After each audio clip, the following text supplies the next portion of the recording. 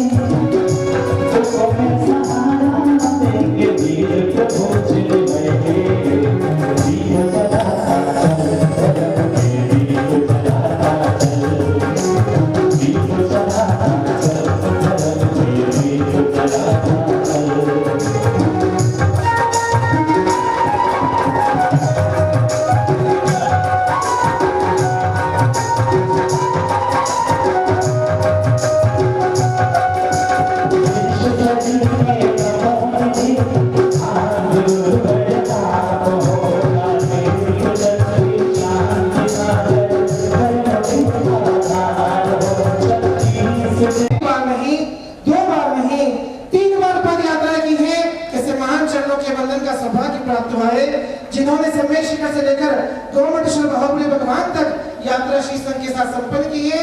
3 महामस्तक अभिषेक इनके पावन सानिध्य में निश्रा में संपन्न हुए, उन पावन चरणों का अभिषेक करने का अवसर हमारे सभी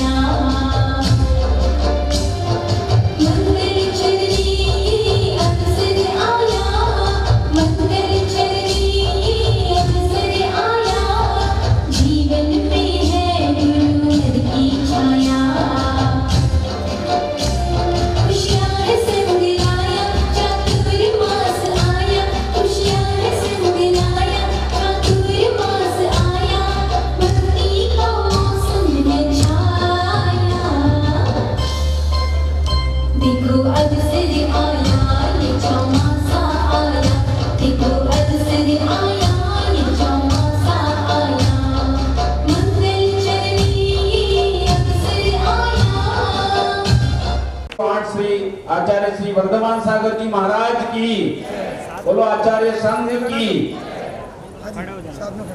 आचार्य श्री के 34वें आचार्य पदावरण समारोह में आज प्रबुद्ध जन सम्मेलन में पंचासीन विराजीन प्रोफेसर प्रेम सुमन साहब, दिगंबर जैन समाज उदयपुर के अध्यक्ष शांतिलाल जी वेलावत साहब, हमारे बड़े भाई कुशल जी कोठारी, हमें ऐसे आचार्य श्री का सानिध्य प्राप्त हो रहा है जो 2001 के करीब हमारे यहाँ उदयपुर में पधारे थे और हम उदयपुर वासी का, मेवाड़ वासी का सौभाग्य आचार्य श्री का लगातार मार्गदर्शन और आशीर्वाद हमें मिल रहा है।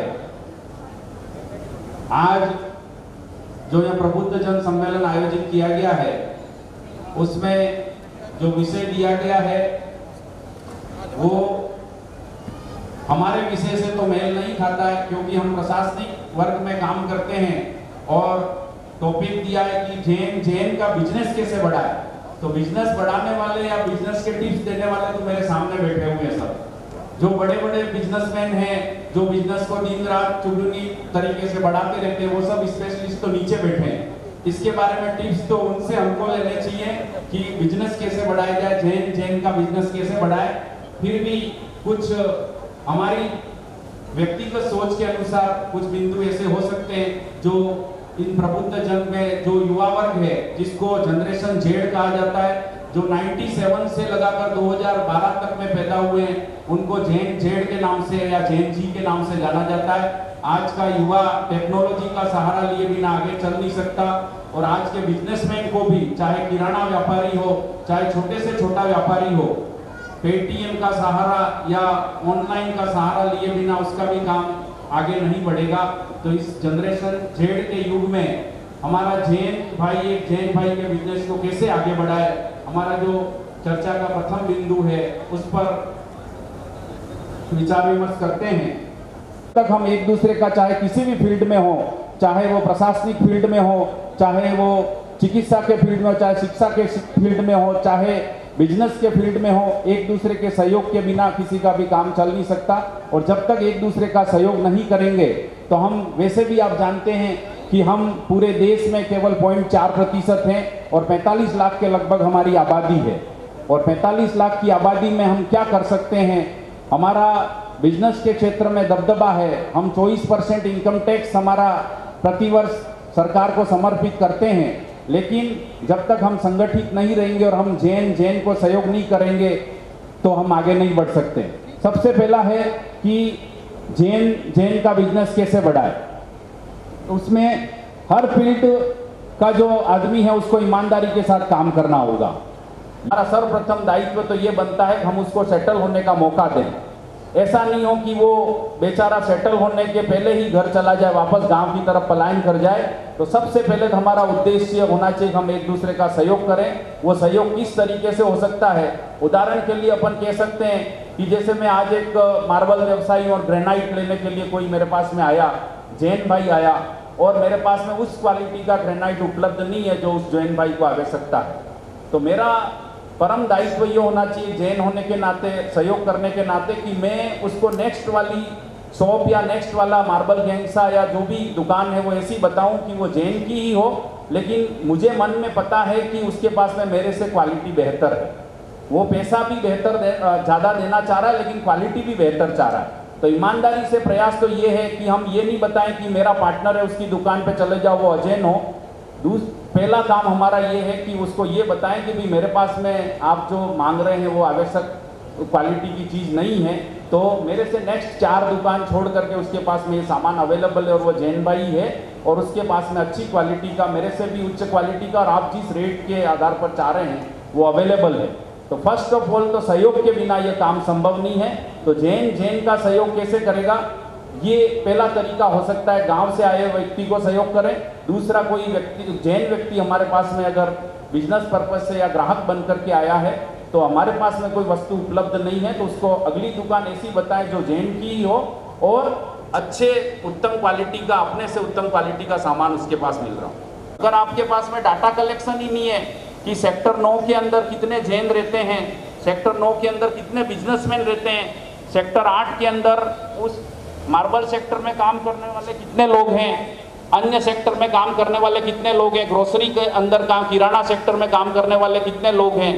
तो जब तक आपके पास में डाटा कलेक्शन नहीं होगा तो ये मंच पर हम तो आकर के चले गए या आप भी ये ऐसे सम्मेलन करेंगे, लेकिन डाटा कलेक्शन सबसे ज़्यादा जरूरी है।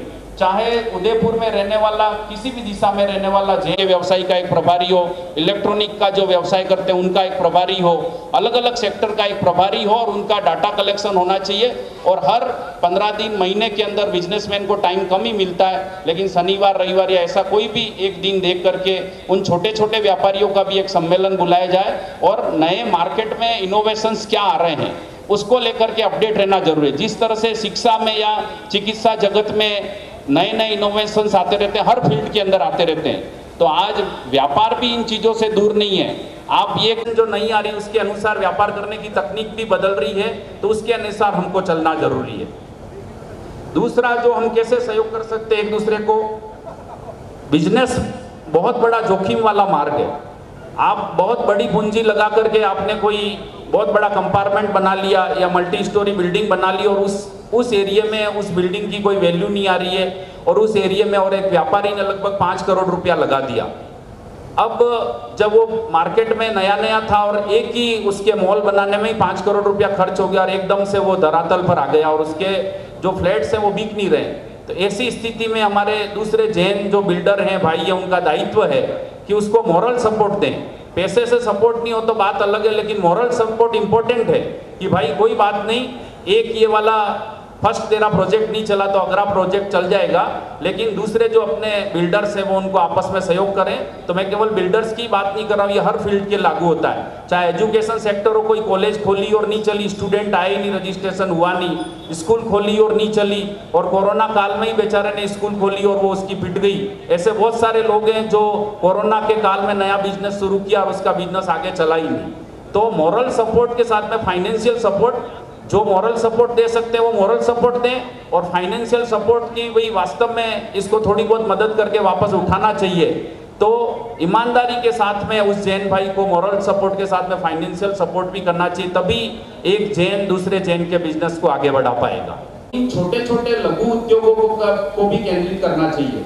छोटे छोटे लघु उद्योगों में जैसे अपन जब भी महाराष्ट्र वगैरह पदार्थ अपने बाहर छोटी छोटी स्टॉल्स लगती हैं, उसके अंदर पापड़ वाले, हींग वाले और ये सब लोग बैठे रहते हैं। हम बड़ी शादी पार्टी की बात नहीं कर रहा हूँ, लेकिन छोटे छोटे जैसे बर्थडे पार्टी करते हैं, मैरिज एनिवर्सरी की पार्टी करते हैं, 100-200 लोगों का खाना करते हैं, तब ऐसे छोटे मध्यम दर्जे के लोगों को अपन सहयोग कर सकते हैं कि जैन मिठाई कहाँ पर मिलती है, जैन नमकीन कहाँ पर मिलती है, जैन पापड़ कहाँ मिलते हैं। कम से कम उस टाइम में हम उन लोगों को ऑर्डर दे करके उनको संबल प्रदान कर सकते हैं, उनके बिजनेस को आगे बढ़ा सकते हैं। हम अगर ठान लेवें कि हमको जहाँ जैन मिठाई बनती है उसी को ऑर्डर देना है, जहाँ जैन नमकीन मिलती है उसी को ऑर्डर करना है, हम हमारे तरीके से उनको सहयोग कर सकते हैं, उन बहन बेटियों को सहयोग कर सकते हैं, उस परिवार को सहयोग कर सकते हैं।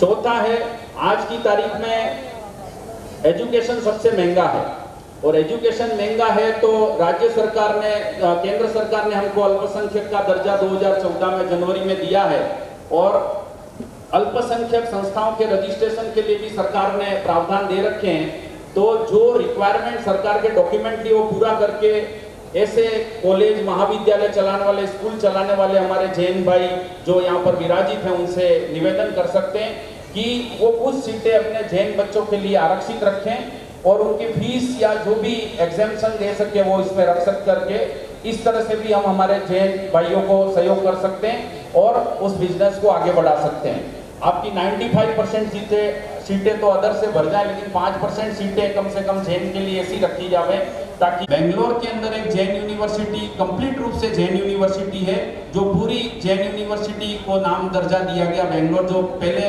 महावीर जैन महाविद्यालय के नाम से संचालित थी। तो ताली बजा दीजिए आप जतिन जी गांधी के लिए कि किस प्रकार से जैन समाज का व्यक्तित्व जैन समाज के बीच खड़ा होकर जैन धर्म के और जैन संस्कारों के लिए और जैन की कई योजनाओं के बारे में हमको समझाता है, तो हमारे लिए बड़ा ही गौरव का विषय है। सिर्फ एक छोटे से व्हाट्सएप के माध्यम से हमने इन्वाइट किया और बड़ी सरलता से कहा कि जब भी बुलाओगे, जहां पर भी आना है, निसंकोच आ जाऊंगा। ऐसे व्यक्तित्व धनी भाई जी जतिन जी गांधी का हार्दिक स्वागत और अभिनंदन करते हैं। इनके लिए सिर्फ यही कहेंगे, वो जो शोर मचाते हैं भीड़ में, भीड़ बनकर ही रह जाते हैं, वही पाते हैं जिंदगी में सफलता जो खामोशी से अपना काम कर जाते हैं, जो खामोशी से काम कर जाता है। तो पुनः आपका जतिन जी बहुत बहुत धन्यवाद। और आपकी जो एक टैगलाइन जो मुझे सबसे बड़ी प्रिय लगी, हम कम हैं लेकिन कमजोर नहीं, तो ये आपकी टैगलाइन आपके जतिन जी गांधी की तरफ से मिली है। उन्होंने कई प्रकार की योजनाओं के बारे में हमें समझाया।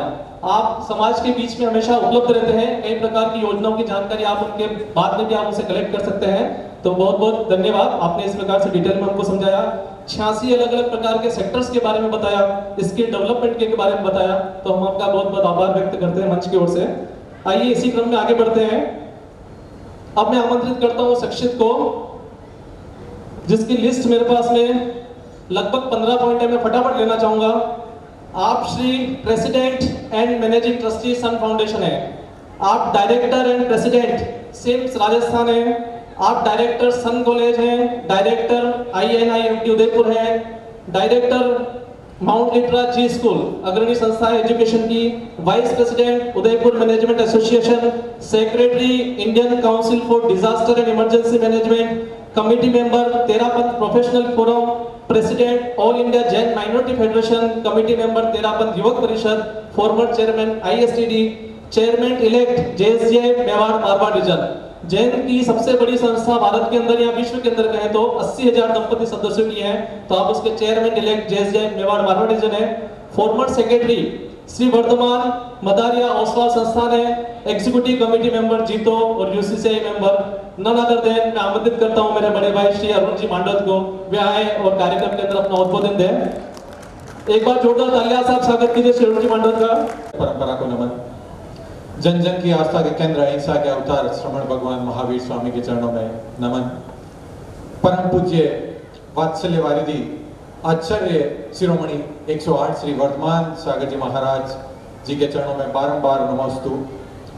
मुनि संघ को नमस्तु, माता जी को वंदामी, सम्मानित मंच, गरिमामय सदन, धर्मप्रेमी भाइयों बहनों, प्रबुद्धजन नागरिक सम्मेलन, पीढ़ी के उत्थान की ओर एक कदम।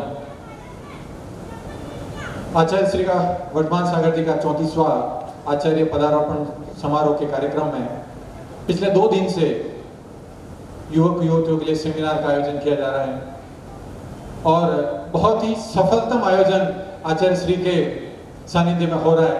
और आज ये प्रबुद्ध जन सम्मेलन आप सभी के सहयोग से यहाँ हो रहा है। मैं मंचासीन अतिथियों का आदर सम्मान करना चाहता हूँ। जतिन जी गांधी, कौशल जी कोठारी, प्रेम सुमन जी, शांतिलाल जी बिलाल साहब और सभी मेरे युवा कार्यकर्ता जिन्होंने मुझे एक आग्रह किया, 10 मिनट बोलने का मौका दिया और वास्तव में समय की मर्यादा का ध्यान रखते हुए मैं 8 से 10 मिनट से ज़्यादा समय नहीं लूँगा। तो वो जैन कुल वास्तव में मैं गुरु भगवंतों का और आचार्य श्री का और हमारे पूर्वजों का नतमस्तक हो। हमने जैन कुल में जन्म लिया और जैन कुल में जन्म लेके हम एक व्यापारी वर्ग में अपने आप समाहित हैं। उस व्यापारी वर्ग में समाहित होने के साथ हम जैन से जैन व्यापार कर रहे हैं और एक जैन ऐसा समुदाय, जैसा कि जतिन जी ने बताया, सेंसस 2011 के अनुसार 45 लाख 0.4%। उसके बावजूद जैन समाज का त्याग, समर्पण और सहयोग की भावना के लिए संख्या में सबसे कम होने के बावजूद सबसे साक्षर समुदाय, सबसे अमीर समुदाय, कुल आयकर में 24% का योगदान, कुल चैरिटी फंड का 62% का योगदान, भारत की GDP ग्रोस डोमेस्टिक प्रोडक्ट सकल घरेलू उत्पाद में करीब 25.5% का योगदान, स्टॉक एक्सचेंज NSE और BSE में 46% की भागीदारी, कुल भारतीय संपत्ति का 28% जैन समाज के पास है और कुल भारतीय संपत्ति का जो गौशाला जितनी भी चलती है उसका 75% हिस्सा जैन समुदाय के पास, कुल 50,000 से ज़्यादा तीर्थ स्थल जैन समुदाय के पास, शिक्षा और चिकित्सा में महत्वपूर्ण संस्थाएं जो भी भारत में संचालित हो रही है वो जैन समाज के पास। अगर मैं नाम लूं तो भारत में जो 24% इनकम टैक्स में योगदान है उसमें से कुछ ऐसे लोग हैं जो विश्व में दूसरे नंबर पे आते हैं, गौतम अडानी, जिन्होंने अपनी क्षमता का परिचय देते हुए मात्र 40 साल में विश्व के दूसरे नंबर के जैन समुदाय होने का गौरव प्राप्त किया और सबसे अमीर होने का गौरव प्राप्त किया। ऐसे कुल में जन्म लेने का और ऐसे गुरुबंध आचार्य का आशीर्वाद हमें मिला है, वो अपने आप में ही काफ़ी है। जैन से जैन व्यापार बहुत ही बड़ा विषय और बहुत ही कठिन विषय भी है कि आज के कुल में हम जैन से जैन व्यापार और अपनी अपनी क्षमता बढ़ाने में तो लगे हुए हैं, अपने अपने पैसे तो बढ़ा रहे हैं, पर क्या वास्तव में ईमानदारी, सच्चाई और सुनियति से ये काम कर रहे हैं या नहीं है, वो आप यहाँ सब प्रबुद्ध नागरिक बैठे हैं, मुझे कुछ बोलने की जरूरत नहीं है, बट उसको कैसे सुसंगठित किया जाए उसके लिए मेरे विचार मैं प्रस्तुत करूँगा। सभी प्रबुद्ध नागरिक हैं और आजकल टेक्नोलॉजी का ज़माना है। इस टेक्नोलॉजी के ज़माने में किस तरह से हम संगठित हो सकें, डेटाबेस मैनेजमेंट की बात हुई थी, तो उस डेटाबेस मैनेजमेंट को कनेक्ट कैसे कर सकें, उसके लिए आर्टिफिशियल इंटेलिजेंस का ज़माना है, मोबाइल ऐप का ज़माना है या मशीन लर्निंग का ज़माना है। उस टेक्नोलॉजी का उपयोग करते हुए किस तरह से जो जैन समाज के जो बिजनेस वेंचर्स हैं उसको एक जगह समाहित किया जा सके, एक पोर्टल ऐसा डेवलप किया जाए जैन समाज के द्वारा जिसमें जितने भी बिजनेस हैं या जो लोग बिजनेस कर रहे हैं उनकी सारी सूचनाएं का आदान प्रदान उस पोर्टल के माध्यम से हो और सभी लोग उस पोर्टल पे ये देख सकें कि कहाँ पे किस वस्तु का विनिमय हम उस पोर्टल के माध्यम से कर सकें और सुचारू रूप से उसको सुनियोजित तरीके से कम मुनाफे के साथ अपन ज़्यादा सेल कर सकें और जैन से जैन को कनेक्ट कर सकें उस पोर्टल के माध्यम से। जैन पोर्टल के साथ, बिजनेस के साथ अगर शिक्षा की बात करूं तो शिक्षा में जैन इंटरनेशनल यूनिवर्सिटी जैसे संस्थानों की जरूरत है। आज अगर हमारे पास 50,000 तीर्थ स्थल हैं तो उस 50,000 तीर्थ स्थल की साथ साथ क्या अपन शिक्षा में अपना एक अनूठा योगदान दे सकते हैं जैन इंटरनेशनल स्कूल के माध्यम से, जैन इंटरनेशनल यूनिवर्सिटी के माध्यम से, जिसमें 50% ही नहीं 5% की बात करी थी, मैं 50% नहीं 100% जैन बाहुल्य और जैनों के संस्कार के साथ क्या अपन विद्या का सहयोग कर सकें या जैन विद्या के साथ अपन उसको बच्चों को स्टार्टअप इनोवेटिव बिजनेस आइडियाज़ के साथ में किस तरह से वो ग्रोथ कर सकें, बच्चा पढ़ाई के साथ व्यापार को सीख सकें और वो अपने जीवन में सफलतम जगह पे पहुंच पाए। उसके लिए क्या शिक्षा में अपन सब लोग मिलके इस तरह की योजना बनाएं कि वो जैन समाज के सभी वर्ग के बच्चों के लिए एक इंटरनेशनल स्कूल, इंटरनेशनल यूनिवर्सिटी का एक नियोजन किया जा सके, बनाई जा सके और उसमें हम आगे चल के नए बिजनेस आइडियाज़ को और नए प्रपोजल को, जो बिजनेस के नए प्रपोजल आते हैं, इनोवेटिव प्रपोजल्स आते हैं, उनको अपन बच्चों के माध्यम से और जो इन्वेस्टर हैं जैन समाज के उन्हीं के माध्यम से अपन शिक्षा के साथ जोड़ सके व्यापार को। और व्यापार शिक्षा अगर अच्छी हुई तो बच्चा वो व्यापार अपने आप ही अच्छा कर लेगा, बट उसको ज़रूरत है बस उस नीड को समझने की और नीड के साथ उस व्यापार को साथ में लेने की।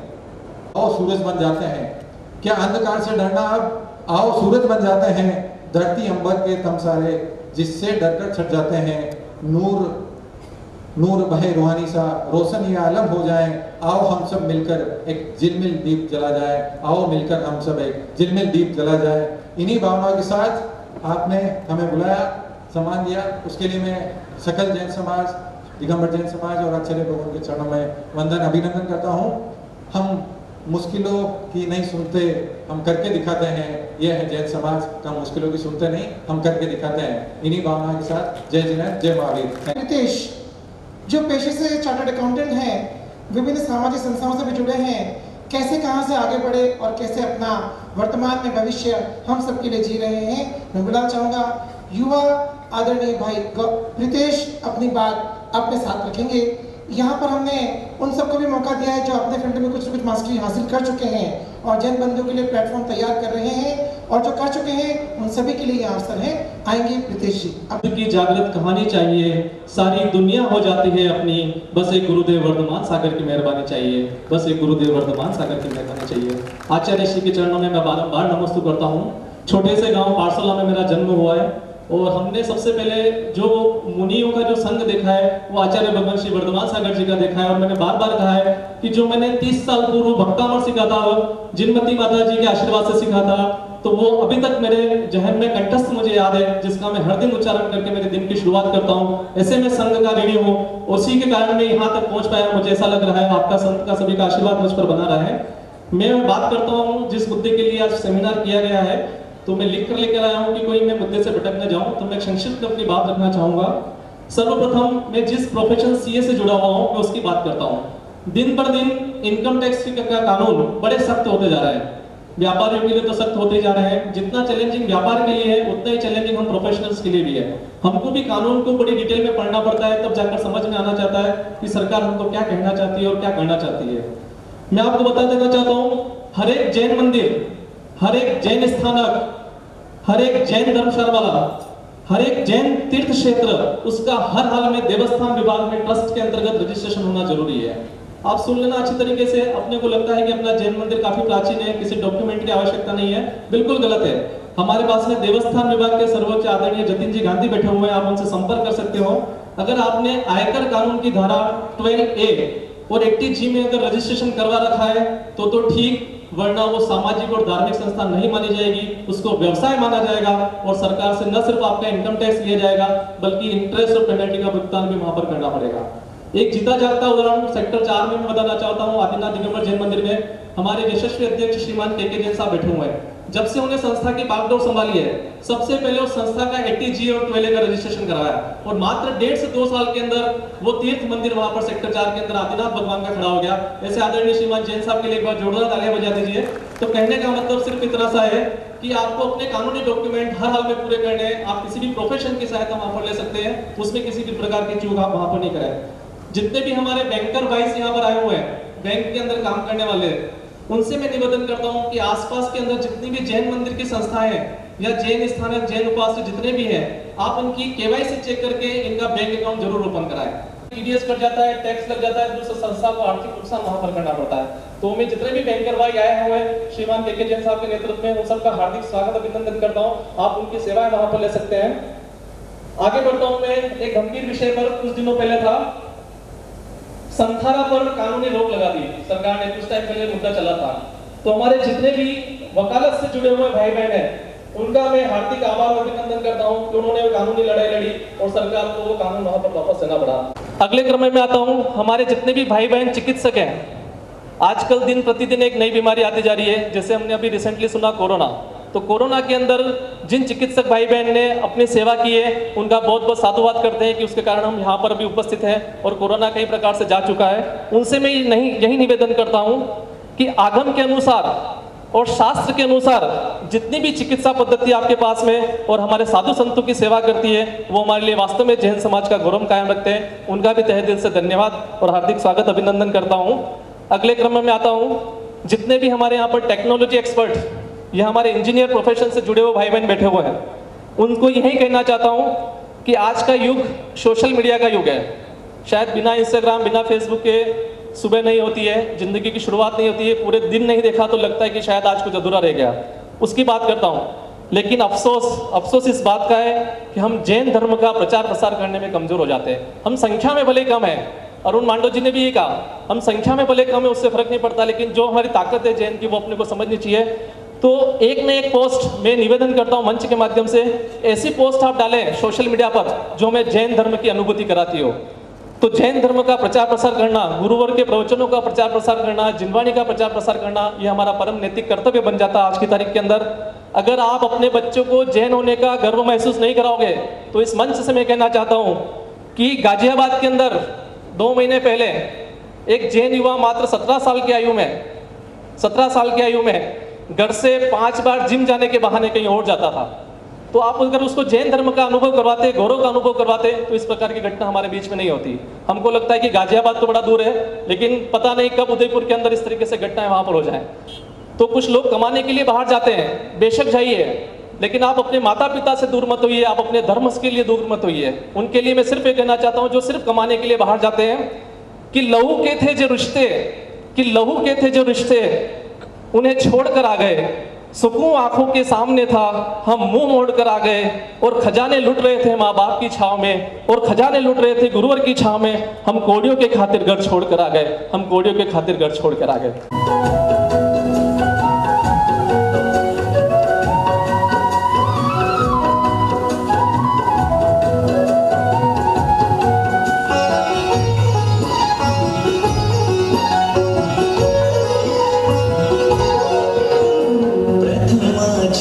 शांति सागर के प्रतिरूप गुरुआ, शांति सागर के प्रतिरूप गुरुआ, जग को रोशन करे सूर्य सम आपका पुण्य प्रताप, आपकी महिमा न्यारी, आप प्रभु समुपकारी, आपकी महिमा न्यारी,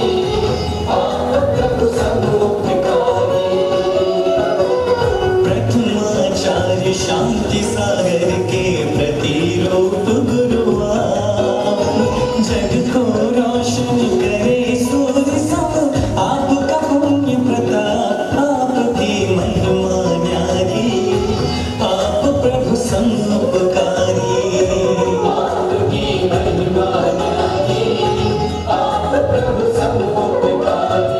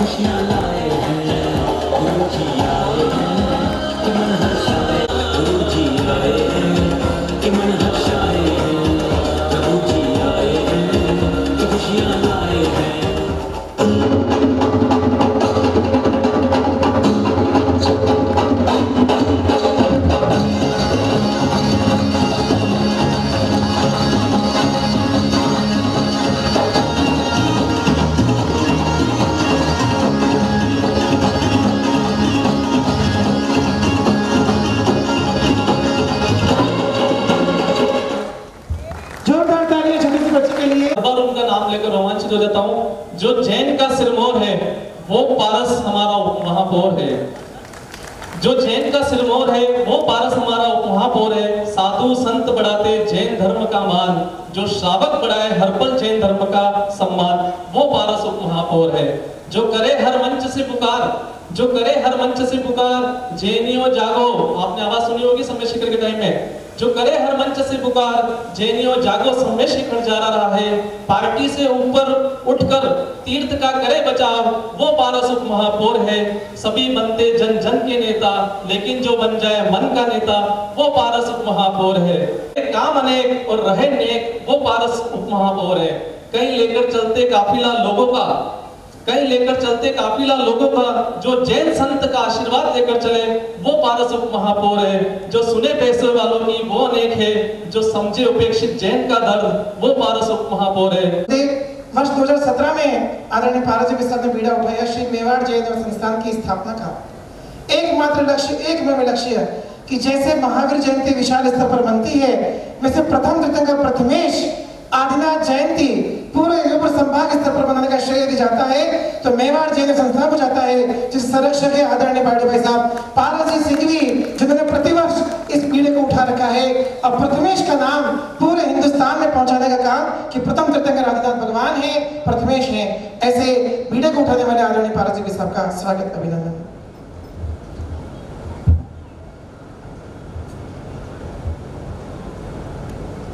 बोलो आचार्य गुरुवर वर्तमान सागर जी महाराज की। गुरुवर के चरणों में शत नमन। त्रिकाल नमोस्तु करते हुए पूज्य संघ को नमोस्तु करते हुए सकल दिगंबर जैन समाज ने ये प्लेटफॉर्म उपलब्ध कराया और एक ऐसा विषय जो आज के इस युग के अंदर अति आवश्यक है। और यहाँ पर अगर समस्त समाज होता है तो जैनियों के लिए बोलना थोड़ा सा मुश्किल की घड़ी होता है गुरुदेव, इसलिए ये बात शब्द को अरुण जी को सुना। आलोक जी मेरे समक्ष विराजमान है और हमें बहुत गर्व है, हमें बहुत खुशी है और खुशी इस चीज की है कि हम जैन कुल में पैदा हुए हैं। खुशी इस चीज की हुए है कि इस पंचम काल के इस युग के अंदर भी हमें जैन संतों का सानिध्य मिल रहा है, दिगंबर गुरुओं का सानिध्य मिल रहा है, आशीर्वाद मिल रहा है। जब तक पंचम काल समाप्त नहीं होगा तब तक गुरुओं का आशीर्वाद मिलता रहेगा। ये हमारे लिए बहुत खुशी की बात है।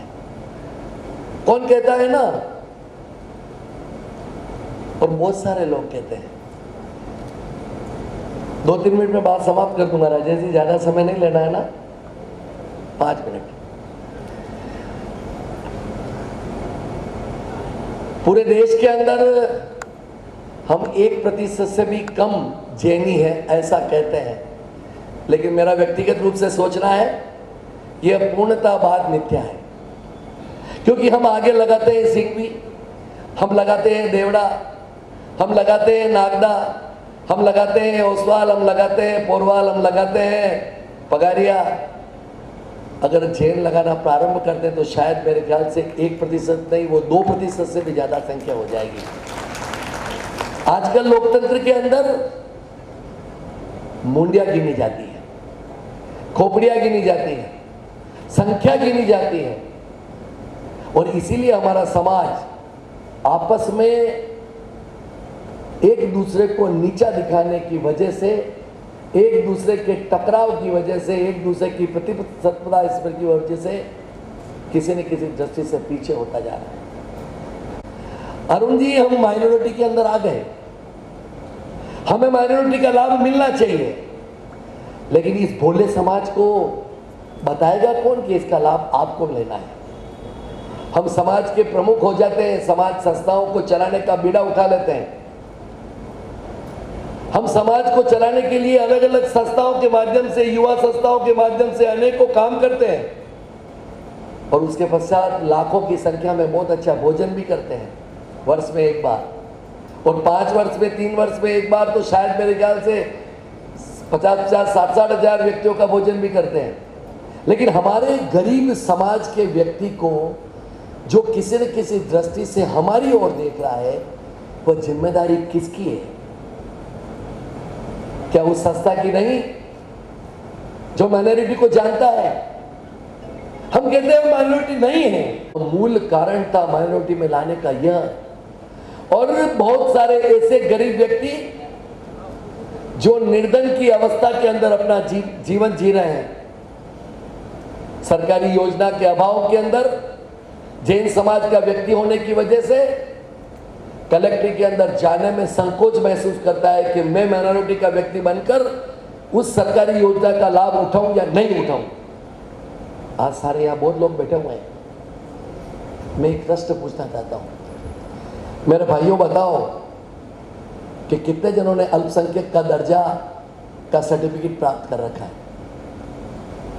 बताओ ना, अरे बताओ तो सही। गुरुवर देखो, आपके सर्टिफिकेट को प्राप्त कर रखा है। क्यों? योजना सरकार की है। अब सरकारी योजना का फायदा हम नहीं उठाएंगे तो कौन उठाएगा? वो वर्ग उठा रहा है जो इस देश पे रहकर भी इस देश की नहीं बजाता है। यह बात सत्य है, इसको स्वीकार करना पड़ेगा। हम उनके समक्ष नहीं हैं, हम उनके समीप नहीं जाना चाहते हैं। हमारा धर्म अलग है, हमारी संस्कृति अलग है, हमारा खान पान अलग है, हमारा जीने का तरीका अलग है। लेकिन सरकार ने हमें माइनॉरिटी का दर्जा दिया है, तो क्या उसका फायदा हमें नहीं उठाना चाहिए? यहां पर राकेश जी मोगरा बैठे हुए हैं, क्यों नहीं आज के इस पावन अवसर पर, जब इस सुंदर मंच के द्वारा बहुत अच्छा कार्यक्रम का आयोजित हो रहा है, हम कार्यक्रम भी करते हैं। कुछ लोगों ने ओसवाल भवन के अंदर अभी थोड़े दिन पूर्व एक कैंप लगाया, सर्टिफिकेट बनाने की थोड़ी बहुत मुहिम चली, लेकिन वह मुहिम थोड़ी नहीं, बहुत थोड़ी थी। मेरा आपसे निवेदन है, आज भी कोविड का कालखंड हमने देखा, ऐसे ऐसे कोविड कालखंड के अंदर समाज के बंधु जो 3-3 दिन तक जिन्होंने अन्न का दाना ग्रहण नहीं किया, संस्था आगे आई, टिफिन बनाकर वो संस्थाएं भोजन का वितरण करने का काम कर रही थी। लेकिन किन घरों के अंदर जिनके बच्चे विदेशों में रहते हैं, जिनके बच्चे उच्च शिक्षा प्राप्त कर माँ बाप को छोड़कर विदेश में नौकरी का आनंद ले रहे हैं, लाभ ले रहे हैं, उनके घर पर भोजन का वितरण होना था। उस गरीब के घर पर जिसका चूल्हा नहीं जल रहा था पैसे के अभाव में, उसके घर पर भोजन वितरण का काम किस व्यक्ति ने किया? क्या शांति जी वैसा बात बहुत कटु है, लेकिन बात सत्य है। ये वापस ले जाओ, क्योंकि वह आगे जेल नहीं बता सकती थी, नहीं बता सकता है। आपको बुरा लग रहा होगा, लेकिन ये बात बिल्कुल मैंने मेरी आंखों से स्वयं 1 नहीं 2 नहीं 5 नहीं 1.5 से 2 महीने तक स्वयं आंखों से देखा है। हमारी ऐसी बहनें जिनके घर में वाकई में 3-3 दिन तक 2-2 दिन तक अन्न के अभाव के अंदर चूल्हा नहीं जला। अब आप कहोगे कि ऐसा हो नहीं सकता है, मत मानो, लेकिन ये बात सत्य है। मेरे भाइयों, आज बहुत बातें करने के लिए हो सकती है, लेकिन जब हमने आह्वान किया, और शांति जी वैसे आपके सामने कह रहा हूँ, शांति जी बार बार कहते हैं कि जैन एकता की बात मत करो, जैन हम एक है।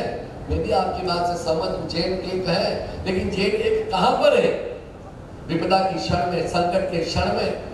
हम उस समय जैन समाज, जब गिरनार पर्वत के अंदर हमारे मुनिराज के ऊपर चाकू का हमला होता है, और हम जब जैन समाज से आह्वान करते हैं कि आज इस सड़कों के ऊपर हमारे को प्रदर्शन करना है, तो कितने लोग सड़क के ऊपर आते हैं? चिंतन करने का विषय 1000 2000। जब राजनीतिक दृष्टि से सोचते हैं कि 50,000 से अधिक जैन समाज का व्यक्ति उदयपुर के अंदर रहता है, तो क्या 50,000 से ज्यादा युवा और बुजुर्ग व्यक्ति सड़कों के ऊपर आने में संकोच क्यों करता है? यहाँ पर आज जो अभी तक रजिस्ट्रेशन हुए हैं, 300 से अधिक रजिस्ट्रेशन हुए हैं, जिसमें उदयपुर के सभी बार एसोसिएशन, प्राकृतिक स्कॉलर सोसाइटी के मेंबर्स, एमएलए सुखाड़ी यूनिवर्सिटी से lecturers, professors, retired bankers, education से शिक्षक, व्यवसाय यहाँ बैठे सभी प्रबुद्धजन, आप सभी का बहुत बहुत स्वागत और बहुत बहुत धन्यवाद सकल जैन समाज का, जिन्होंने महिला प्रतिनिधि के रूप में एज ए एंटरप्रेन्योर मुझे आमंत्रित किया है। मैं doctor Jyotsna Jain, PhD education से हूँ।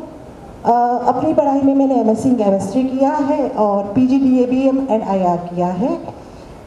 इस मंच में आने से पहले मुझे इतनी खुशी हुई आज कि क्योंकि मैं एजुकेशन फील्ड से हूँ और पिछले 30 साल से अपनी सेवाएं दे रही हूँ एज अ एजुकेशनलिस्ट। यहाँ इस स्टेज पे 2 प्रतिनिधियों ने अपना प्रतिनिधित्व किया।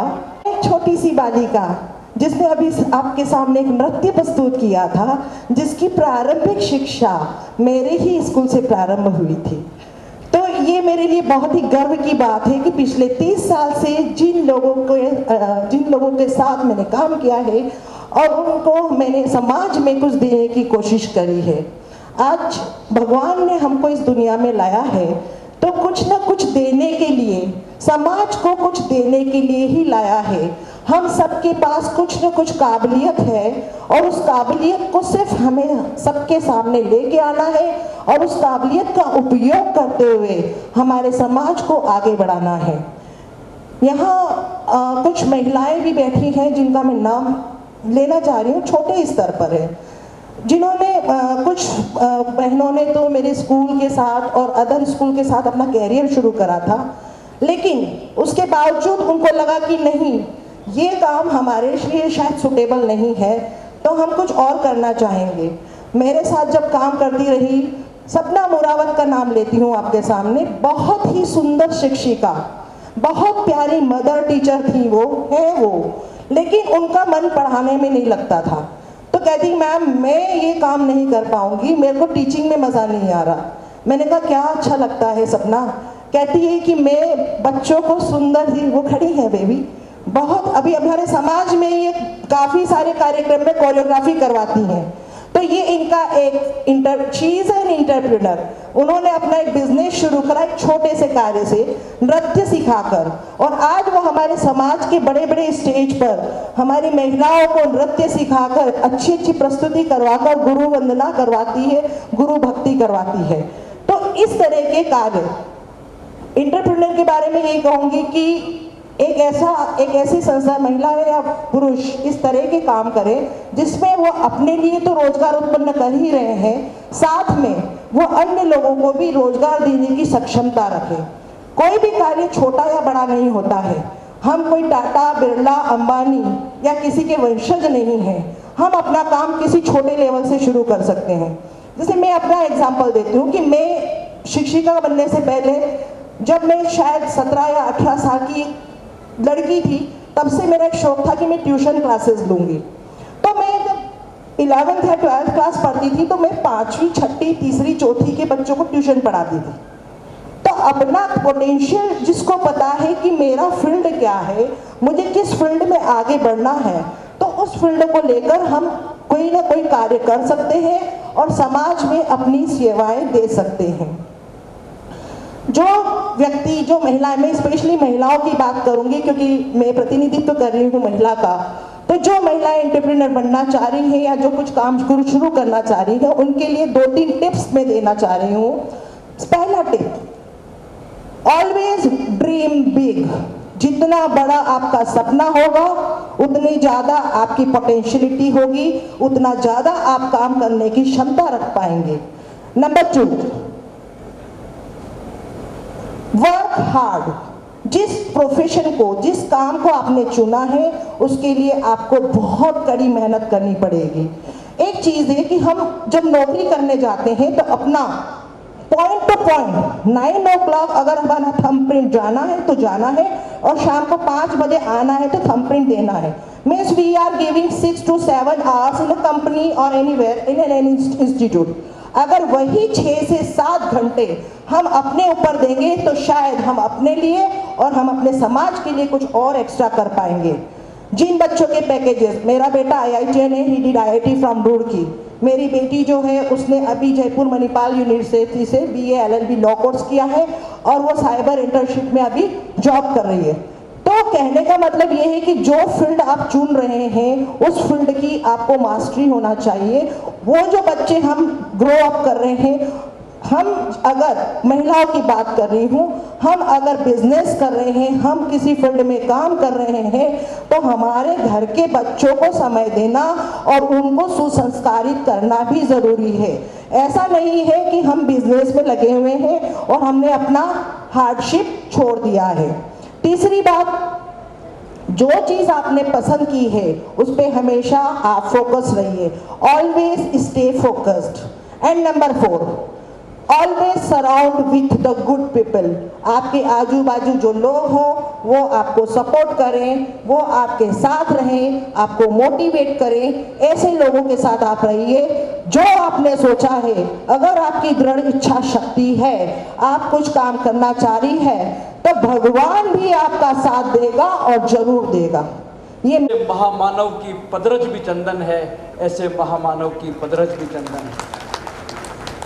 कुछ माह पूर्व जब आपका उदयपुर में पदार्पण हुआ गुरुदेव, इस शहर की फिजाओं में धर्म की एक ऐसी क्रांति आई कि ये पूरा शहर धर्ममय हो गया। अद्भुत नज़ारा देखा था हमने फतेह स्कूल के प्रांगण में, अद्भुत नज़ारा देखा था हमने आदिनाथ भवन के उस प्रांगण में।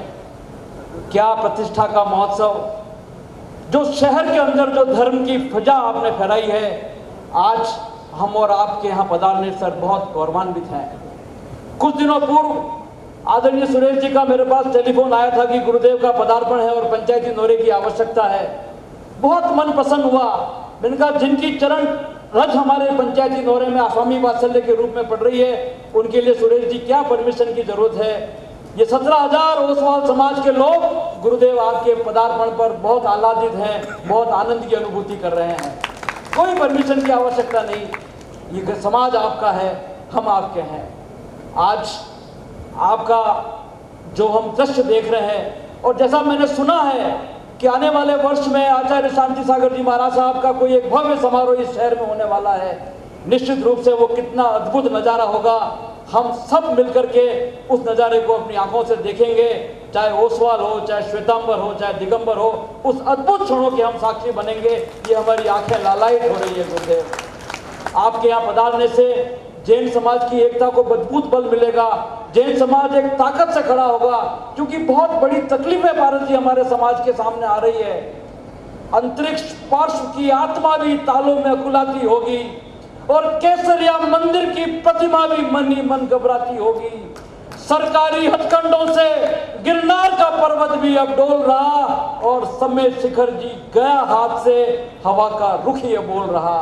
तो गुरुदेव, ये जैन समाज की ताकत, एकता आपके पदार्पण से होगी, और हम सब मिलकर के अपने धर्मों को, अपने मंदिरों को बचाने के लिए प्रयास करेंगे। आपका पदार्पण मंगलमय हो। बहुत बहुत नमस्ते गुरुदेव, बहुत बहुत नमस्ते गुरुदेव। बहुत बहुत आभार। आपने सामने बहुत सुंदर बात प्रस्तुत की। महानुभावों, परम पूज्य आचार्य भगवान का ये पावन सानिध्य हमको 21 वर्षों पश्चात प्राप्त हुआ है। वर्तमान में सोशल मीडिया नेटवर्किंग का जमाना है, और सभी खबरों से अपडेट रहने के लिए आपको अपने मोबाइल पे हर सूचना प्राप्त होती है। संघ की सूचना कैसे प्राप्त हो, आप कैसे जुड़ सकते हैं आचार्य भगवान के मंगल पदार्पण से लेकर दोनों महाप्रतिष्ठा, उसके पश्चात वर्तमान में प्रवासरत हुमड़ भंग के सभी सारे कार्यक्रम और विशेष सारे कार्यक्रम का प्रसारण Vatsalya Bharti channel, YouTube, Instagram, Facebook, WhatsApp पर आप प्राप्त कर सकते हैं। आप सभी इस चैनल को सब्सक्राइब करें, फॉलो करें और स्वयं करें परिवार में, क्योंकि आज मोबाइल का ज़माना है। मोबाइल के बिना कोई भी काम नहीं होता है। घर बैठे आप अपडेट रहें कब क्या कार्यक्रम होने वाला है। हमने सभी ग्रुप में वात्सल्य भारती ग्रुप को जोड़ा है, जो आप तक प्रत्यक्ष प्रतिक्षण की सूचनाएं पहुंचाएंगे। आप सजग रहें कब कार्यक्रम चातुर्मासी कब कहाँ होने वाले हैं। तो वात्सल्य भारती चैनल को आप सब्सक्राइब करें, आपको समय पर अपडेट मिल जाएगी। अवश्य इस लिंक का लाभ उठाकर अपने जीवन में धर्म का पुट इनिशिएट करें। चलते हैं अगले युवा उद्यमी के रूप में एंटरप्रेन्योर अमित जैन को बुलाने जा रहा हूं। आप संक्षिप्त उद्बोधन से हम सभी को अवगत कराएंगे। हम अमित जैन हैं, मैं प्रॉपर ऋषभदेव से हूं और विगत 15-17 सालों से उदयपुर में निवास रहता हूं। संक्षिप्त में राजेश जी नहीं बोलते तो भी मैं वैसे संक्षिप्त में ही बोलता क्यों। तो सेल्फ इंट्रोडक्शन में मैं आपको ये बताना चाहूँगा, मैं एक फाइनेंस बैकग्राउंड से बिलोंग करता हूँ और जिसका पोर्टफोलियो मैनेजमेंट सर्विस का काम है। इक्विटी मार्केट आप सब लोग काफ़ी अच्छे से परिचित होंगे, और म्यूचुअल फंड इंडस्ट्री से मैं बिलोंग्स करता हूँ। मेरे साथ एक फंड मैनेजर की बहुत अच्छी टीम काम करती है। मोस्ट ऑफ यहाँ मैं देख रहा हूँ कि सीनियर सिटीजन बैठे हैं, और मोस्टली अगर मैं आज से 15 साल पहले या अभी की भी बात करूँ तो ज़्यादातर लोग अगर इन्वेस्टमेंट में अपनी अगर पूंजी लगाते हैं तो प्रॉपर्टी और गोल्ड में प्रिफर करते हैं। बट आपके बच्चे जो बेंगलोर हैं, दिल्ली है, मुंबई है, उनका ये एम नहीं है आज की तारीख में। वो डिजिटल लाइफ में पता ही नहीं है कि कौन क्या बिजनेस ही कर रहा है, तो उनसे आदान प्रदान की बात तो आई थिंक बहुत दूर रह गई। तो हम एक ये प्रोसेस पे भी अभी किसी ग्रुप के साथ काम करेंगे कि जो आज की तारीख में जो पहले डायरेक्टर या छपती थी बिजनेस के लिए उस पर काम करते थे, अब एक ऐसे एप्लीकेशन पे काम करने का हम सोच रहे हैं जिसमें जितने भी अपने जैन लोगों के बिजनेस है एक क्लिक पे आपको सारी उनकी डिटेल्स मिल जाएगी। तो उससे क्या होगा कि जो जिस टीम पे अपन काम करना चाह रहे हैं उस टीम पे वो सारी चीज़ें अपने को मिल जाएगी।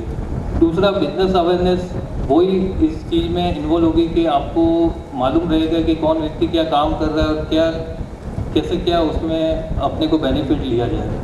तीसरा, मेनली मेरा काम यही है कि आप अपने पैसे जितनी मेहनत से कमाते हो उतनी मेहनत मैं आपके पैसों से करवाता हूँ। तो इस इंडस्ट्री का काम यही है। बीच में किसी वक्ता ने ये नाम लिया था गौतम अडानी जी, तो बहुत बड़े एनालिस्ट हैं, उनके बहुत सारे स्टॉक मार्केट में शेयर भी चलते हैं। और आज से 1 साल पहले एक विदेशी रिपोर्ट जो आई थी उनके कंपनी के लिए, तो उस विदेशी रिपोर्ट के कारण उनके जो भी स्टॉक में जितनी भी कंपनियाँ थी उसके शेयर आधे रेट में हो गए थे।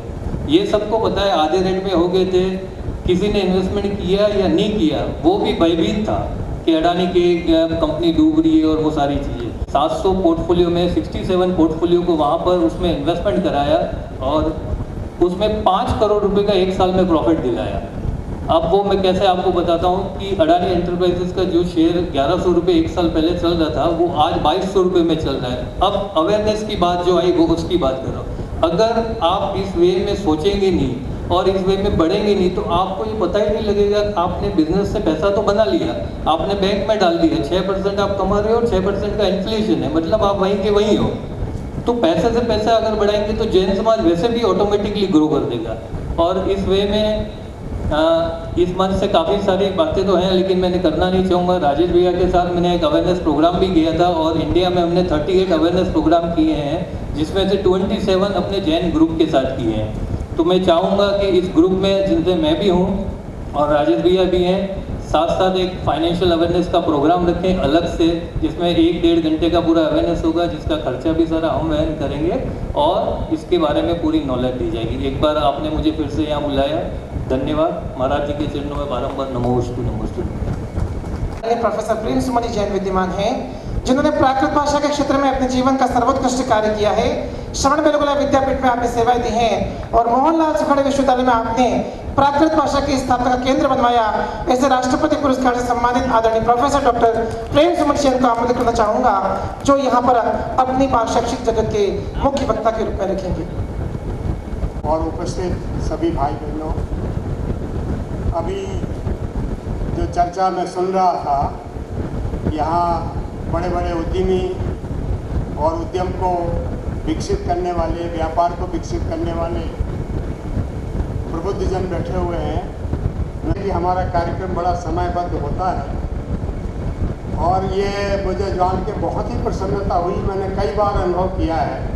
आचार्य श्री से तो मेरा बहुत कर्नाटक से भी संबंध रहा। जब आप कर्नाटक में थे, समय की बद्धता आपको बहुत प्रिय रहती है और उसका कारण यह है कि हमारा आधार समय ही है। आप सब जानते हैं समय किसको कहते हैं।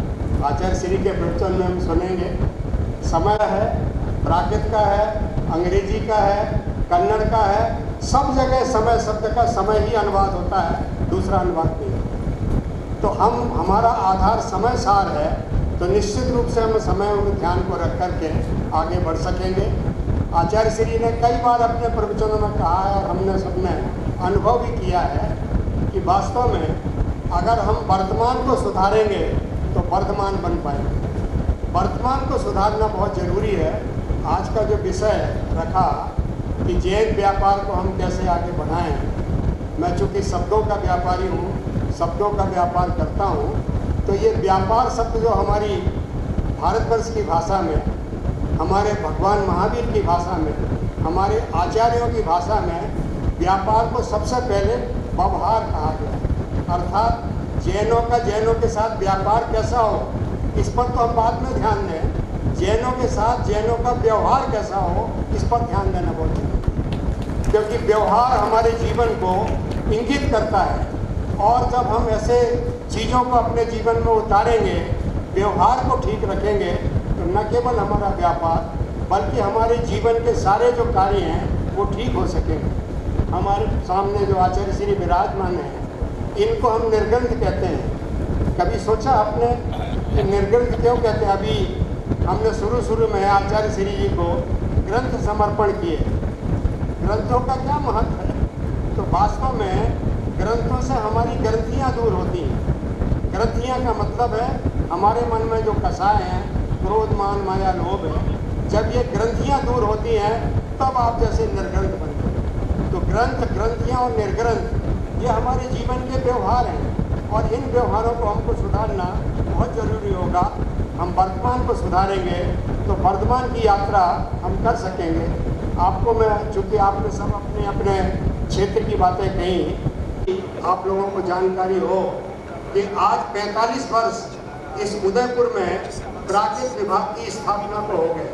ये देश का पहला विभाग है जो बीए में और एमए में और पीएचडी में प्राकृत भाषा और जैन विद्या को लेकर के एक विश्वविद्यालय स्तर पर चल रहा है।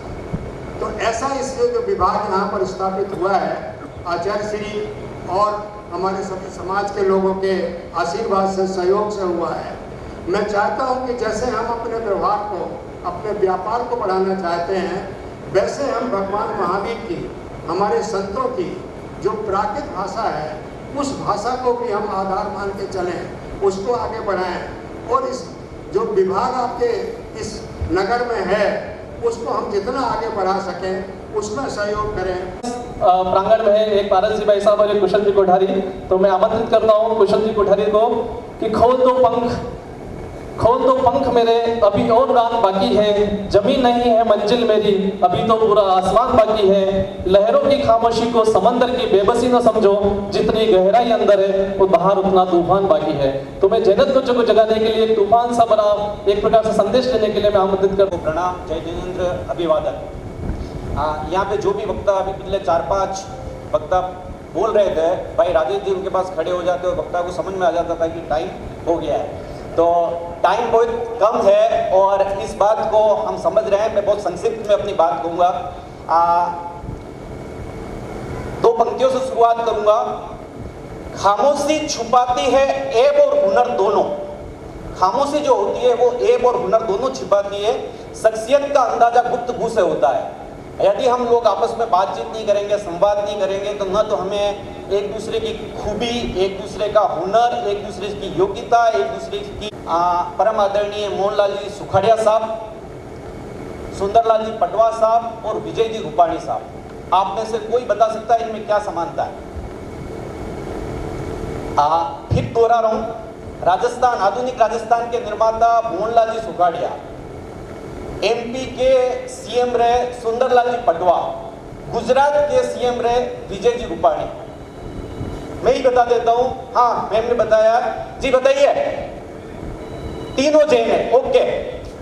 0.4%, 2011 का सेंसन 45 लाख बता रहा है, लेकिन हम लोगों की ये योग्यता है कि हम सबको साथ में लेके चल सकते हैं। अगर 1000 लोग हैं और उनमें से केवल 4 लोग जैन होते हैं जनसंख्या के अनुसार, और उसमें भी श्वेतांबर होते हैं, 13पंथी होते हैं, 20पंथी होते हैं, दिगंबर, हम लोग इतना अच्छा काम करते हैं, हम इतना ट्रांसपेरेंसी से काम करते हैं कि पूरे प्रदेश का प्रदेश, सारे एमएलए के एमएलए हमारे पे विश्वास करते हैं कि हम प्रशासन अच्छे से चला सकेंगे। सुखाड़िया साहब 17 साल तक राजस्थान के मुख्यमंत्री रहे, एक रिकॉर्ड है। आप गूगल कर लीजिएगा, आपको पता चल जाएगा कि वो झालावाड़ की जैन फैमिली में पैदा हुए, उदयपुर के सीएम बने, बीकानेर में उनकी मृत्यु हुई। रात को सब स्टार्ट किया था वो विक्रम साराभाई ने किया था, वो जैन थे।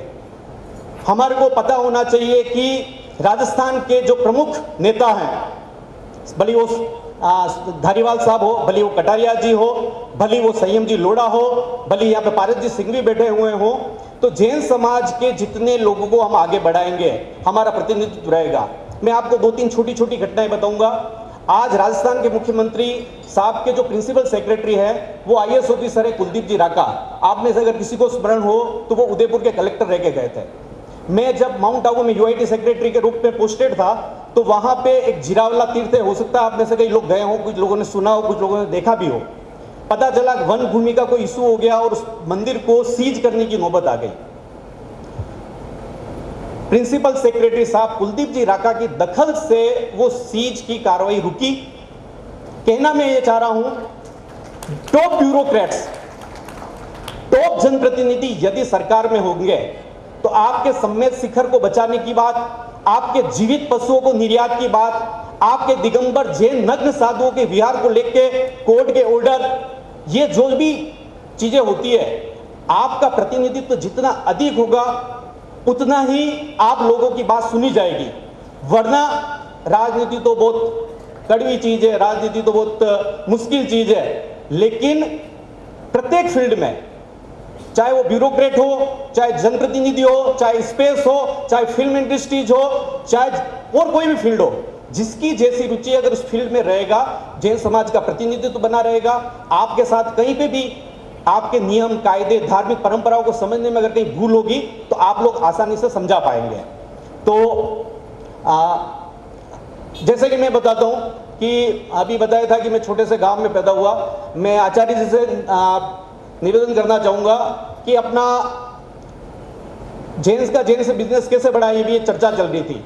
आप लोग कभी अहमदाबाद जाएंगे, महसाणा जाएंगे, गुजरात के रास्ते पे जाएंगे, आपको एक होटल चेन मिलेगी एक जैसी, भाग्योदय लिखा होगा, आशीर्वाद लिखा होगा, सहयोग लिखा होगा, एक जैसी होटल होगी वो। आप उसके अंदर जाएंगे, आपको वहाँ पे जो होटल के संचालक एक जैसे दिखे होंगे। दांता, सिद्धपुर, पालनपुर, वहाँ के मूमन पटेल जो सिया धर्म को मानते हैं और उनका आश्रम है सिद्धपुर, वहाँ पे जो उनके धार्मिक गुरु बैठते हैं और उन्होंने उस धार्मिक गुरुओं ने ये उनको रिक्वेस्ट कर रखी है कि आप एक दूसरे का सहयोग करो।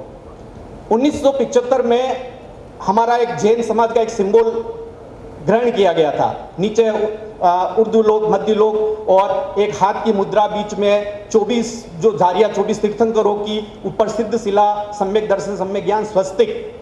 आप में से प्रत्येक व्यक्ति, हम में से प्रत्येक व्यक्ति यदि हमारे घर के बाहर जय जिनेंद्र लिखवाता है, 5 कलर की वो ध्वजा करवाता है, अपने वाहनों पे वो जैन समाज का अगर सिंबल रखाता है, क्योंकि मेरे माथे पे नहीं लिखा है कि मैं जैन हूँ। कई लोग बड़े सुंदर है, जतिन भाई हैं, अच्छे सुंदर से जैन लगते हैं, गले में चेन वैन पहन रखी है, तिलक लगाते हैं, पारस जी भी साहब है। कुछ हमारे जैसे है जो इतना कलर भी साफ नहीं है, तो हमारे को पूछा जाता है कि आप जैन हो या नहीं हो। धर्मशालाओं में जाते हैं कमरा लेने के लिए, तो आपके वाहन पे, आपके मकान पे अगर इस तरह के सिंबल होंगे तो पहचानेंगे। बाकी की आपके वो वर्दी तो नहीं कि आपको पहचान लेंगे जैन है। एक जैन दूसरे जैन की मदद, पहले ये तो बताओ आपकी भाई आप जैन हो। अगर आप किसी भी तरह से सिंबॉलिक रूप से ये बताते हो जैन हो तो मदद करेंगे। दूसरा, आप कहीं पे भी जाए, खड़े हो जाना, आप जब भी आप चाहे तो खड़े हो जाना, मेरे को पता चल जाएगा। तो किसी भी जगह पे जाएं तो सुबह उठते ही आप मंदिर जाए, भली वैसे तो हर जगह मंदिर जाना चाहिए, उस मंदिर में आप जब जाओगे तो मंदिर में जाते हुए आपकी शकल पहचान में आ जाएगी, ये तो नया बंदा है, नया कबूतर है। तो वहाँ का जो बुजुर्ग व्यक्ति होगा वो पूजा पद्धति छोड़ के आपके पास आएगा, कहाँ से आए? आप बोलोगे साहब तो जाडोरफला से आए, हम तो उदयपुर से आए, पारसपुला से आए। तो फिर आप पूछोगे कि यहाँ पे जैन धर्मशाला कहाँ है, यहाँ पे खाना यहाँ पे क्या ठीक मिलता है, तो आपका बंदा आपको पहचान लेगा। लेकिन बात करो, हम तो, मैं तो आमलेट खाता ही नहीं, मैं तो आमलेट ये ही नहीं, अरे बन तो उसी तवे पे रहा है ना। आप अगर जैन मंदिर जाएंगे तो वो आपको उचित रास्ता बताएंगे कि यहाँ पे जैन खाना बनता है, लेकिन हम लोगों का culture day by day change होता जा रहा है। तो और एक और जो चीज कहना चाह रहा हूँ जो मेरे साथ लागू होती है, आपके साथ थी नहीं थी। हमारी माँ, मेरी मदर जो थी वो बहुत सख्त थी। वो यूं कहती थी पढ़ो या मत पढ़ो, तुम सुबह उठते ही मंदिर जाओ। और अगर हम मंदिर नहीं जाते तो वो पूरा दिन नाराज रहती, और वो उनके चेहरे पे जो गुस्सा देखते तो हम सोचते चलो मंदिर चले जाए, भली इच्छा अनिच्छा से। तो जो माँ जितनी ज्यादा धर्म के प्रति सजग रहेगी, सख्त रहेगी, उनके बच्चे निश्चित रूप से सही रास्ते पे चलेंगे। तो यहाँ पे जो मातृ शक्ति बैठी है, आपसे यही निवेदन है कि आप हार मत मानो। अरे ये तो जाता ही नहीं है, ये तो मोबाइल ही देखता रहता है, उसको मोबाइल देखने दो, उसको कम पढ़ने दो और जैन मंदिर भेजो। आप वहाँ पे अगर जिन लोगों को मंदिर जाने की आदत है, जो मंदिरवासी हैं, मंदिर जाते हैं, उनके लिए, जो स्थानकवासी या कोई दूसरे पद्धति में नहीं है तो अलग बात है। तो अगर वो बच्चा मंदिर जाएगा तो निश्चित रूप से एक पीठ सीढ़ी आगे बढ़ेगा, वहाँ पे जिन लोगों के संपर्क में आएगा।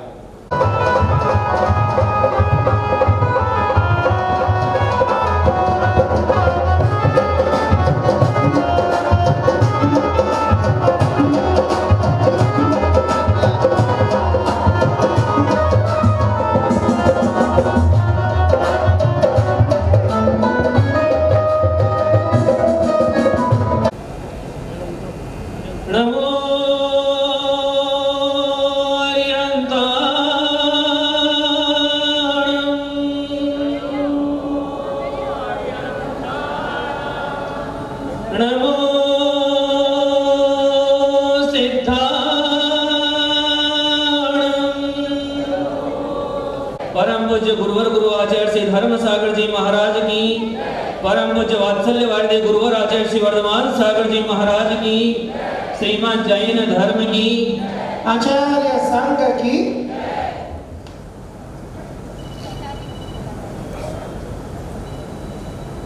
पुरानी विधा है प्रबुद्ध लोगों के द्वारा समाज की सेवा करना।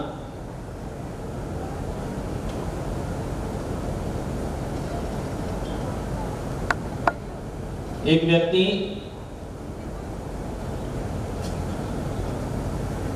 दोपहर के 2 बजे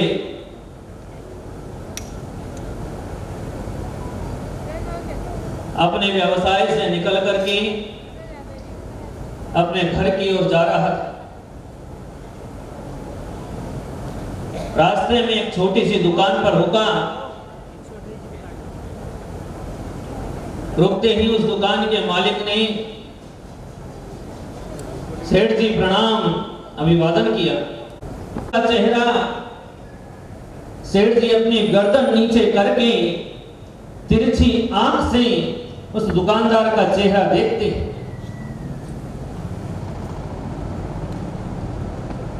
उन्होंने उसका चेहरा देख लिया। उसके मुख पर अमिट छाप पड़ चुकी थी। उस छाप को पढ़ लिया और पढ़ने के बाद एक मुट्ठी चना वापस उसकी उस तगारी में डाल दी। जैसे ही तगारी में एक मुट्ठी चना डाला, सेठ जी ने गर्दन उठा करके उसके चेहरे पर देखा। अब की बार उसकी भावभंगिमा बदल गई। जब उठाया था तब भावभंगिमा अलग थी और जब रखा है तब भावभंगिमा अलग है।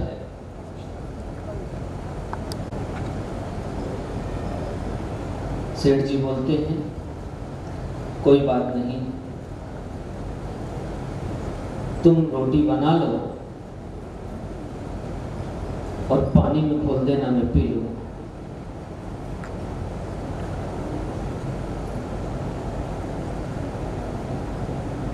गृहिणी बोलती है, आप तो पी लेंगे, लेकिन ये 3 बच्चे, इनको कैसे खिलाऊंगी? अंदर इस प्रकार का वार्तालाप चल रहा था। बाहर खड़े हुए सेठ जी ने सब सुन लिया और घर जाकर के अपने सेवक को बोलते हैं कि जाओ, ये मिट्टी के घड़ों में ये मोतीचूर के लड्डू भर दो और जाकर के फलाने सेठ जी के घर पे रख के आ जाना। लेकिन जाना कब? जब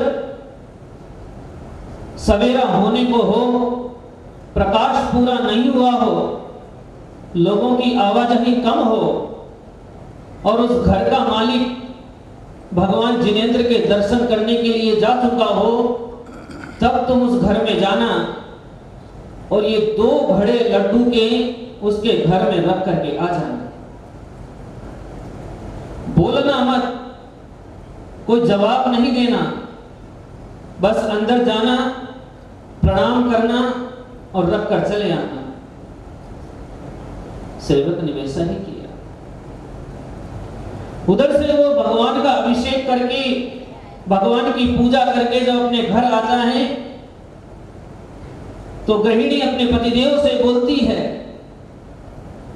कि आज 2 सेवक आए थे, 2 व्यक्ति आए थे, उन्होंने बहुत अच्छे से प्रणाम किया।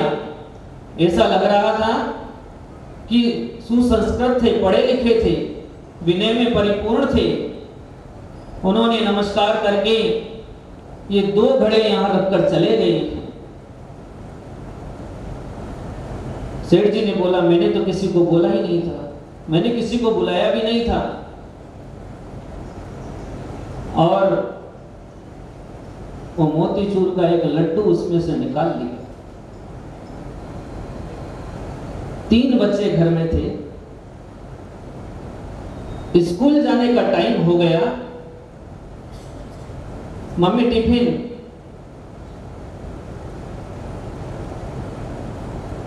सेठ जी के हाथ में लड्डू देखा तो एक बच्चे ने पापा से लड्डू मांग लिया। और बच्चे चंचल होते हैं, वो देना नहीं चाहता था, क्योंकि उसको मालूम नहीं था कि ये लड्डू किसके हैं, किसने भेजे हैं। लेकिन बच्चा चंचल था, हाथ से लड्डू पकड़ लिया और पकड़ते ही लड्डू फूट गया और उस लड्डू के अंदर एक स्वर्ण मुद्रा निकली। एक स्वर्ण मुद्रा निकली। दूसरा लड्डू फोड़ा, दूसरे में एक स्वर्ण मुद्रा। तीसरा फोड़ा, तीसरे में एक स्वर्ण मुद्रा। चौथा लड्डू फोड़ा, चौथे में एक स्वर्ण मुद्रा। उन सेठ जी ने, जो धन से प्रबुद्ध थे, जो धन से प्रबुद्ध थे, उन सेठ जी ने धन से सहायता कर दी। और इसलिए 5 महीने का चातुर्मास है। आज की एक सभा हुई है और चातुर्मास के मध्य जहां पे गुरुदेव का चातुर्मास होगा, वहां पर 23 जुलाई को शायद संडे है, रविवार का दिन है, छुट्टी का दिन है। उस दिन फिर से ये प्रबुद्ध लोग वापस से यहाँ जमा हो। और 1 महीने में हमने क्या किया है, रविवार के दिन ये सेमिनार आयोजित होगा और उसमें जैन सहयोग केंद्र से संबंधित जो भी औपचारिकताएं वो पूर्ण होकर के यहाँ पर एक विधिवत इस केंद्र की उदयपुर से ही शुरुआत हो। शताब्दी महोत्सव के अंतर्गत ये एक अनूठा प्रयास यहाँ से शुरू हो। अभी मंदिर जी की बात चली थी। प्रबुद्ध जन कितने प्रकार के, मैं सोच रहा था। अभी जो धन से संपन्न है, एक जो ज्ञान से संपन्न है, एक जो बल से संपन्न है, एक जो राजनीति से संपन्न है, एक जो प्रशासन से संपन्न है, एक जो तप से संपन्न है। ये सारे के सारे प्रबुद्ध जन हैं। जो तप से संपन्न है वो तो खुद ही जिन मंदिर हैं, लेकिन धनवान, ज्ञानवान, बल वाला, राजनायक, प्रशासन कि समाज का उद्धार हो, समाज का विकास हो। और यदि आपके अंदर भाव है कि जैन का विकास कैसे करें, यदि आपके अंदर 1% भी भाव है तो यहां से नियम लेके जाना कि हम प्रतिदिन जिनालय में दर्शन करने जाएंगे, प्रतिदिन जाएंगे जिनालय में दर्शन करने। यदि ये भाव है तो ही आप जैन लोगों की सेवा कर सकते हैं। और यदि आप मंदिर में नहीं जाते हैं तो आप जैन लोगों की सेवा नहीं कर सकते, क्योंकि जिनकी सेवा करना चाहते हैं वो लोग आपको देख करके जिनालय के द्वार तक पहुंचते हैं। शास्त्र का वचन है कि महापुरुषों के द्वारा किया हुआ आचरण ही आने वाली पीढ़ियां करती हैं। और आप प्रबुद्ध जन हैं, यदि आप प्रबुद्ध जन जिनालय के द्वार पर पहुंचते हैं तो आज का युवा आपको देख करके भगवान जिनेंद्र के चरण में पहुंचता है। और जब आप मंदिर की सीढ़ियों पर कदम रखें तो आप वहां समाज को देख करके मुस्कुराइए। आपके चेहरे पर प्रसन्नता होनी चाहिए और उस युवा से आप बोलिए जय जिनेंद्र। आपने इतना सा शब्द बोल दिया, उसकी सारी की सारी भावनाएं आपसे जुड़ जाएगी। और आपने उससे पूछ लिया कि आप कैसे हैं, वो बोलेगा मैं ठीक हूं। बस इतना कहकर आप वहां से निकल जाइए, पर इतना जरूर करना कि मंदिर में जाना, दर्शन करना और जो भी युवा मिले, वृद्ध मिले, उनसे जय जिनेंद्र जरूर करना और इतना पूछना कि आप कैसे हैं। और फिर यदि आप धनवान हैं, ज्ञानवान हैं, किसी प्रसिद्ध संस्था के स्वामी हैं, तो आप जिस कॉलोनी में रहते हैं उस कॉलोनी में रहने वाले युवाओं की प्रत्येक 3 माह में एक मीटिंग लीजिए। प्रत्येक 3 माह में एक मीटिंग लीजिए। आपका जय जिनेंद्र आपके घर तक पहुंचने में सहायता करेगा। आपने जो उससे पूछा है कि आप कैसे हैं, ये जो मुस्कुराहट वाला शब्द आपने उसने पूछा था, यही शब्द आपका निमंत्रण होगा और उस निमंत्रण से वो आपके द्वार तक आएगा। उस दिन आप उससे चर्चा कीजिए, उसकी समस्याओं के बारे में उस दिन चर्चा कीजिए और उनकी समस्याओं को सुलझाने का प्रयास कीजिए। उन्हें वो मंत्र दीजिए जिस मंत्र के द्वारा आप ऊंचाइयों को छू रहे हैं, यदि आप अपनी अपनी कॉलोनी में इस प्रकार का एक कार्य शुरू से जाइए। और अभी हमारे मांडोज जी ने या हाँ शायद मांडोज जी ने बताया था कि 24% हमारी भागीदारी है, और उसके अलावा भी कई सारी बातें उन्होंने बताई थी कि जीडीपी में 25% मांडोज जी ने बताई थी ना, और भारतीय संपत्ति का 28% जैन समाज के पास है, गौशालाओं में 50% भागीदारी है। इसीलिए जैन समाज सरकार के लिए सरदर्द नहीं है, समस्या नहीं है। हम लोग भारत की सरकार के लिए गौरव है। हमारे ऊपर फख्र करती है सरकार कि मैं उस देश का स्वामी हूं जिस देश में जैन समाज जैसी जनता रहती है, जो पूरे भारत को चलाने के लिए अपना धन देती है।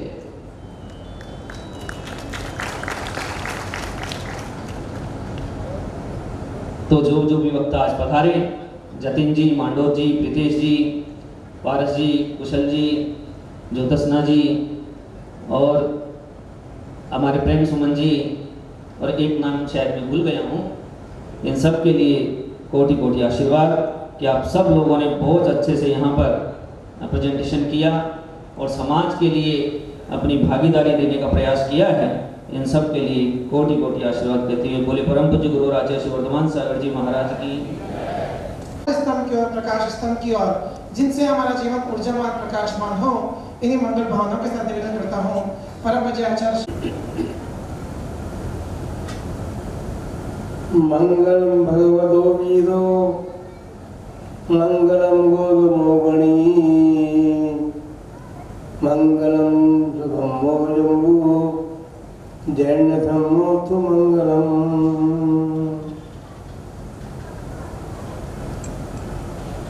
एक 1000 श्री महावीर भगवान जी 20वीं सदी के प्रथमाचार्य चारित्र चक्रवर्ती आचार्य श्री शांति सागर जी महाराज की जय। दीक्षा गुरुवर्य आचार्य श्री धर्म सागर जी महाराज की जय। श्रीमद जैन धर्म की जुड़े वास्तव आचार्य श्री वर्धमान सागर जी महाराज की, आचार्य संघ की।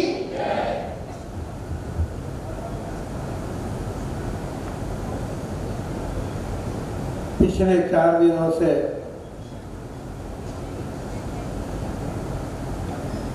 जो कार्यक्रम उदयपुर समाज ने आयोजित किए हैं, उन सब में आज का दिन बड़ा महत्वपूर्ण है।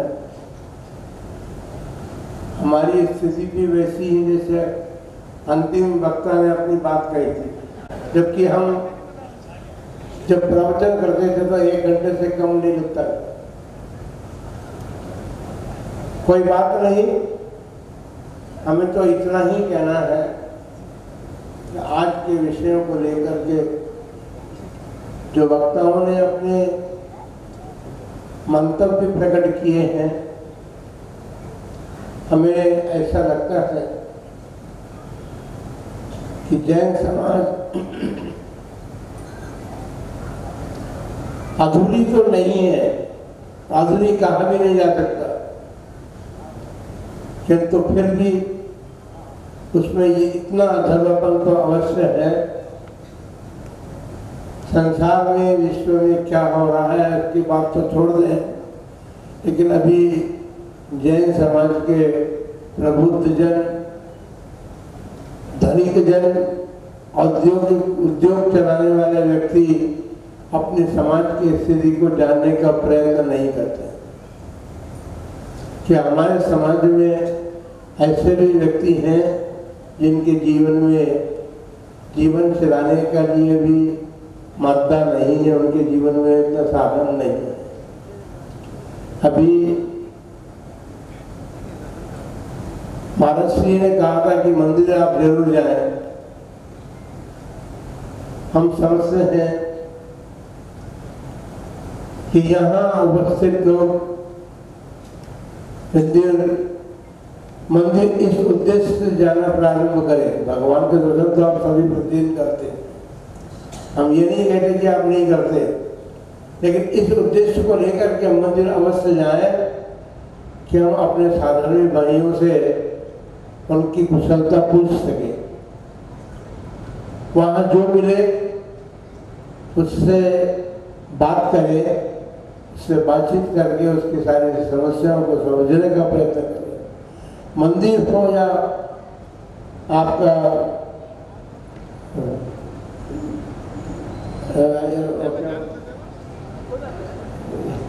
उपाध्याय वगैरह जो भी है समाज की, क्योंकि जैन समाज है अपन, और जिन भी विचारों को मानने वाले हैं, लेकिन अपने अपने विचारों के अनुसार अपने अपने धर्म स्थलों पर जाकर के ये जानने का प्रयत्न करें कि हमारे समाज की स्थिति क्या है, हमारे समाज में लोग कैसी स्थिति में जीवन जी रहे हैं।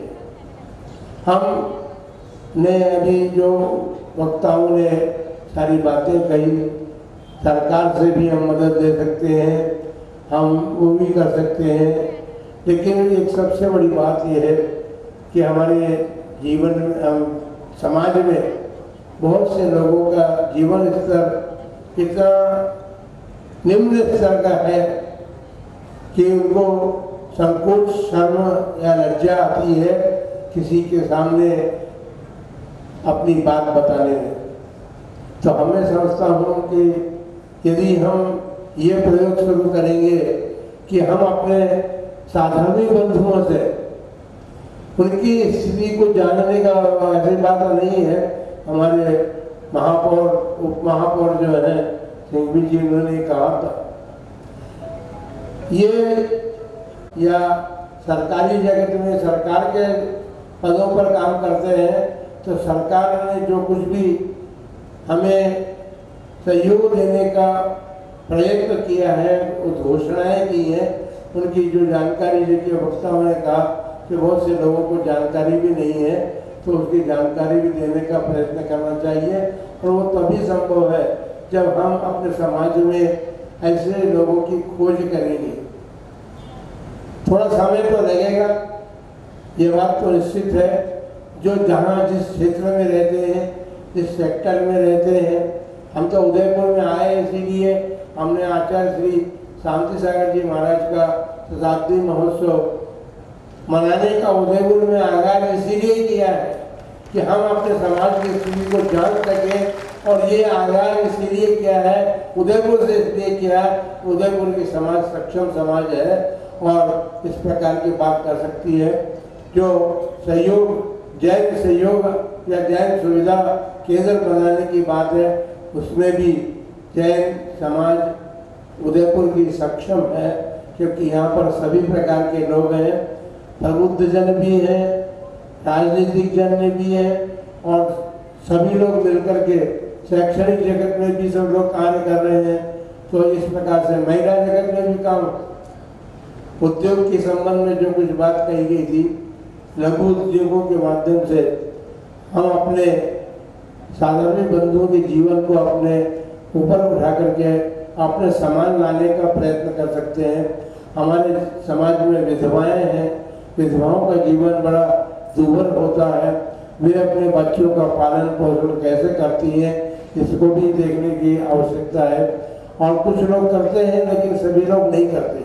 सभी लोगों को आवश्यक रूप से इस बात को समझ करके और करना होगा, तभी हम अपने समाज को ऊपर उठा सकते हैं, हमारे समाज के स्तर को उस लेवल पर ला सकते हैं जहाँ से, जिस लेवल से आप अपने समाज में एक आदर्श बन करके अपने समाज को आदर्श बनाने का प्रयत्न और पुरुषार्थ कर सकते हैं। इसलिए आप सभी के लिए मंगल आशीर्वाद है, सभी वक्ताओं को भी आशीर्वाद है, जो श्रोता भी आए हैं, जो प्रबुद्ध जन यहाँ पर आकर के उपस्थित है, सबको यही संदेश है हमारा कि अपने समाज को उन्नत बनाने के लिए जो उपाय किए जा सकते हैं, उन उपायों को उन तक पहुँचाने का प्रयत्न करें और उनको ऊपर उठाने का प्रयत्न करें। इन्हीं मंगलमय भावनाओं के साथ आप सबके लिए मंगल आशीर्वाद। बहुत बहुत गुरुदेव के चरणों में कोटिशः वंदन। गुरुदेव का पावन मार्गदर्शन हमें प्राप्त हुआ। जय हिंद, जय मेवाड़। प्लीज मेरे YouTube चैनल को सब्सक्राइब जरूर करें। Thank you.